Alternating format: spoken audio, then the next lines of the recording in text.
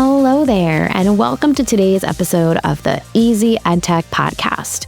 My name is Monica Burns, and I am so glad that you're here to join me today. If you want to make the most of education technology, aka EdTech, well, you are in the right place. My goal has always been to help make EdTech easier and give you ideas you can try yourself, share with a colleague, or bookmark for later in the school year. Every Tuesday here on the Easy EdTech podcast, you'll hear stories from my time in the classroom, the work I do now with schools and districts, and my travels to different EdTech events. Get ready for solo episodes where I share some quick tips and stories, and interviews full of practical ideas and stories from new guests each month. If we mention something you'd like to check out, make sure to click the link. You'll find it in the episode description or the summary area where you're listening to this podcast, or you can find every episode and all of the resources we mention by going to classtechtips.com/podcast, or by going to classtechtips.com and just clicking on the Easy EdTech podcast button at the top of the page. This episode is sponsored by my Amazon storefront. I've pulled together more than a dozen lists of my favorite gifts, books, and spring cleaning items for educators.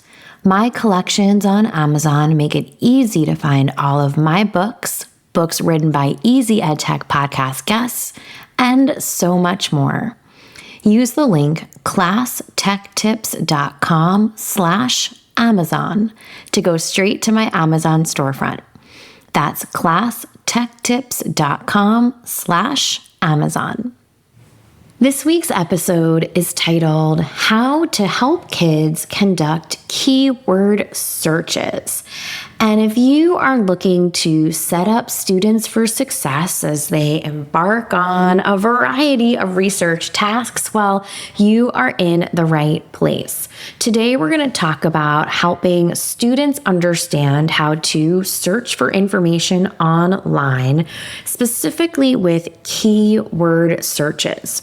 Now, so much of my work this year has been focused on chatbots and using generative AI with educators. And you might have joined me for a webinar or a workshop on this topic, or maybe even grabbed a copy of my quick reference guide on using AI chatbots to enhance planning and instruction.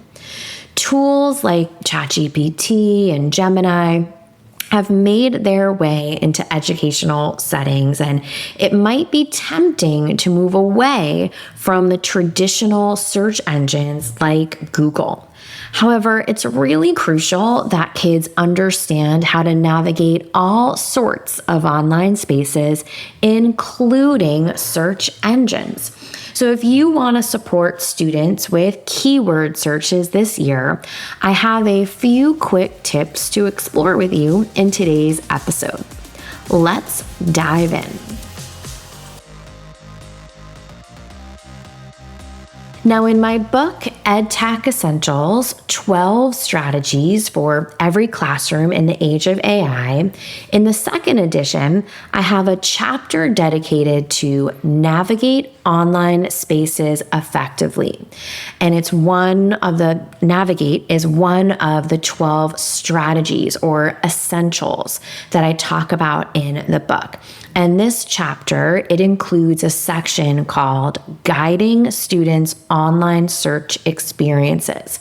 And in this section, I share some strategies that educators can customize for their students. So today's episode is one a little different than I typically do. I used to do this a bit more in the past. So if you are a listener, a longtime listener of the podcast, we're past 6 years as you're listening to this episode in the month of May. So in the past, I did a little bit more of like excerpts from books that I've written. And today is kind of a throwback to that idea, but with new content from the second edition of my book. I've pulled an excerpt from page 14 of the book, and of course, I've included a couple extra tips to try out too. So if you already have the book, awesome. I've got a free study guide that you could use alongside the book. You just go to my website, classtechtips.com/study guide. If you want the book, you can go to classtechtips.com/books and find out about this book and all the others. If you search for Monica Burns on Amazon, there's 2 people that will show up. One is me, one is not me. If you've already know this story, then you can giggle along with me as I say that, but I think you'll be able to find out which one is which. And if you don't want to go that pathway, you can just go to classtechtips.com/books and find it there. So the way we've organized today's episode is with really 6 ways to support student keyword searches. And the first one I have for you is to share keyword search strategies. So for example, you might highlight the strategy of using a phrase instead of a complete sentence or question. If this is the first strategy you focus on, choose an example that connects to your content area or a task students are about to tackle. It's a great way to model. So sharing a keyword search strategy for students, showing how you might use a phrase instead of a complete sentence or question like they might start to get used to doing in a chatbot, is a great way to start. Another way to start is to brainstorm beforehand.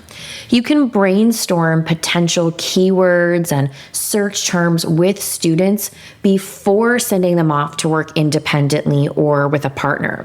This can give them a starting point that sets them up for success. So you might imagine that you are first modeling, right, that first strategy of using a phrase, not a question or sentence. Then kids might turn and talk to the person next to them or do a think, pair, share about some of the keywords or search terms they might use before they go off. Now, number 3 on our list is to post common search queries. So if you anticipate that a certain search term is going to be popular for students to use, maybe they're all searching for kind of the same thing for their research, you can post these anticipated or common search terms in a place that kids can easily view. What this does is it, again, sets them up for success, but it also means they don't have to worry about spelling errors. This can lead to unhelpful results or, just make kids frustrated. We know that sometimes when we do a Google search, Google will fill in the blanks for us or say, I think you meant this, but it doesn't always happen. And this is a great way to make sure kids are set up for success, especially if you're not working on spelling at that moment, right? Then the priority is really on building some research strategies. Where might you post these? If you have an interactive board, you might just put them up on a slide and post that as kids go off to search. You might have a document or a note posted in a learning management system. You might have some chart paper up. Wherever makes the most sense, make it easy for kids to see and find and reference. Next up is to give some troubleshooting advice. If the results that kids get of their search queries aren't particularly helpful for them in finding some useful information, give some troubleshooting advice. This could be a wide range of things, but for example, remind kids to check for those misspellings or encourage them to try a new keyword or phrase. This might push them beyond thinking of a synonym and more for restating something in a new way. Another tip for helping kids with keyword searches, we're up to number 5 now on this list, is to try voice to text. And you might let students know about voice to text search options, even if it's not for them. It's good for them to have in their back pocket as a skill. This feature, it's available on many websites and mobile apps, and it's a little different, right, than typing in a search query. So if kids maybe haven't seen this before, you can model how to conduct a voice to text search and show them where the button is on your search engine, and how to address any errors with the dictation technology or how it picks up your words. Now, these tools often require students or you to grant the tool permission to use their device's microphone. So if you've ever used a movie making tool, it'll say, can we use your camera? Can we use your microphone? Same thing happens here. It'll typically be a pop-up, so you just want to flag that and make sure it'll work on student devices. I am a big voice to text person.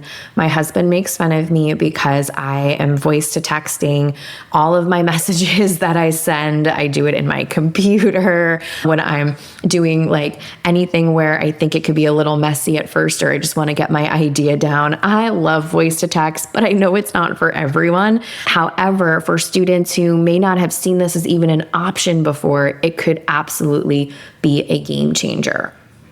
Now, the sixth tip on our list so far, we've got share keyword strategies, brainstorm beforehand, post common search queries, give troubleshooting advice, and then that voice to text is to explore advanced search. When you're doing keyword searches with students, you can introduce them to advanced search options to help them find a specific type of result or file. Many tools have advanced search options. Google and YouTube both have options that let users search for content published in just the last few months or the previous year. So this is great if you're looking for, say, something around current events or something that's a particular type of file, like an image. And advanced search features are often hidden next to the search bar. So you're going to want to look for words like filters or tools to help you refine your search. But once you bring that into your practice, it's so good. You'll see it everywhere that you have a search bar. So helping kids navigate online includes developing some strong keyword search skills. It's an essential part of setting them up for success in online spaces. From brainstorming keywords to exploring advanced search options, the strategies shared in this excerpt from the book can make a big difference in students' research success, whether they're tackling a classroom project or diving into independent learning. These tips can help kids approach online searches with more confidence and more purpose. So if you're looking for more practical strategies, of course, the new edition of the book is full of ideas. I mentioned that free study guide if you've already got a copy, and we'll link to that in the show notes. So let's make this EdTech easy with a few key points from the episode. Use keyword phrases instead of full sentences for better search results. Brainstorm keywords with students before they begin researching. Provide troubleshooting tips like refining keywords or checking for misspellings, and explore advanced search options to filter results effectively. Don't forget, you can find the show notes and full list of resources from this episode by heading to easyedtechpodcast.com. This episode is sponsored by my Amazon storefront. I've pulled together more than a dozen lists of my favorite gifts, books, and spring cleaning items for educators. My collections on Amazon make it easy to find all of my books written by Easy EdTech podcast guests, and so much more. Use the link classtechtips.com/Amazon to go straight to my Amazon storefront. That's classtechtips.com/Amazon. Thank you for listening to this new episode of the Easy EdTech podcast.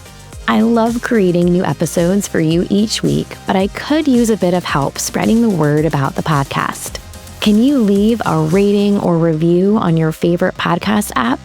Spotify will let you tap on the stars, and Apple Podcasts will let you tap on the stars and leave a 1 or 2 sentence review. Thank you so much for taking this extra step. It helps other educators find episodes like this one when they're searching for EdTech tips.